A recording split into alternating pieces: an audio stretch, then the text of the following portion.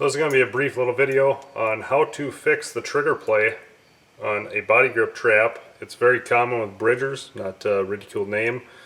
Brand new Bridger 220, and that is set, and that trigger, as you can see, is just wobbling away. And I'm going to show you how to make it where you don't get any wobble. You know, turn it side to side and it doesn't drop. As compared to, you know, right out of the factory, take it, you turn it side to side, and you can see how much wiggle room there is. There's almost 4 to 5 inches of wiggle room in there. We'll get out the tape measure and we'll show you. So I have a straight edge right here to kind of show you as a guide, and we're just going to push kind of until we feel just a slight resistance. It's right about, sitting at about 2.5 inches. So you got 2.5 inches one way. We'll take the tape, we'll push it going the other way, right until we feel a little bit of resistance. I can't quite see. There we go. About 1 1/8. So 1 1/8. You got 3 5/8 of play, back and forth. So the reason that this issue exists is because the clasp has such a big hole. It's not designed properly for the size of jaw, whereas this one, you know, closer to the size jaw for a 330, not this 220. But it's common on all the Bridgers, it doesn't matter on the size.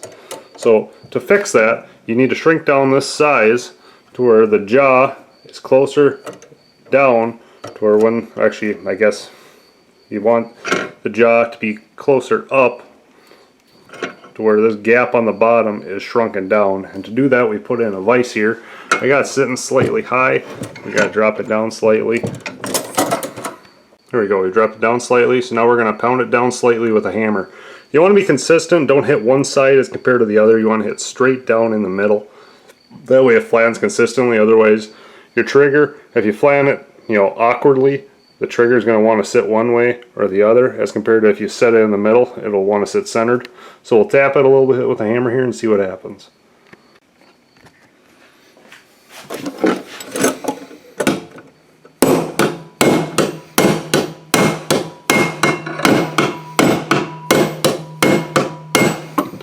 If you hit it too far, one issue is that the trigger won't engage properly with the dog.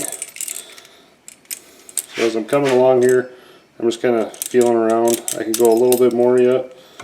Because if that hole is too tight, you don't want the notch on the trigger past the halfway point vertically, you know, as far as height goes. If it's slightly lower, that's fine. But if it's too high, then it'll set off too easily.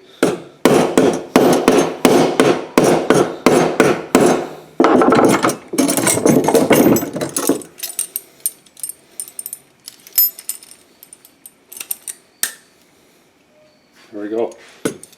That's got a little bit of play one way as compared to the other.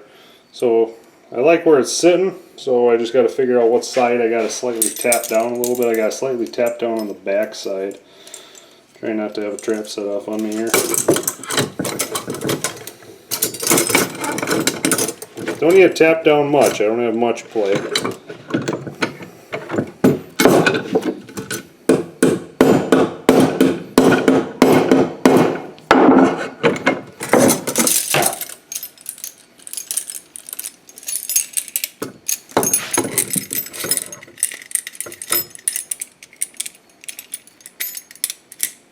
There we go.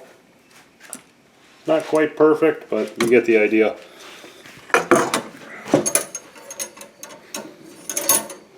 They're engaged. No, I got slightly backwards play. As you can see right here, that's what I was talking about with the notch, trying to focus. You know, we got that gap right there. We're just trying to reduce that gap between the dog and the trigger. This side right here is pretty much fully engaged.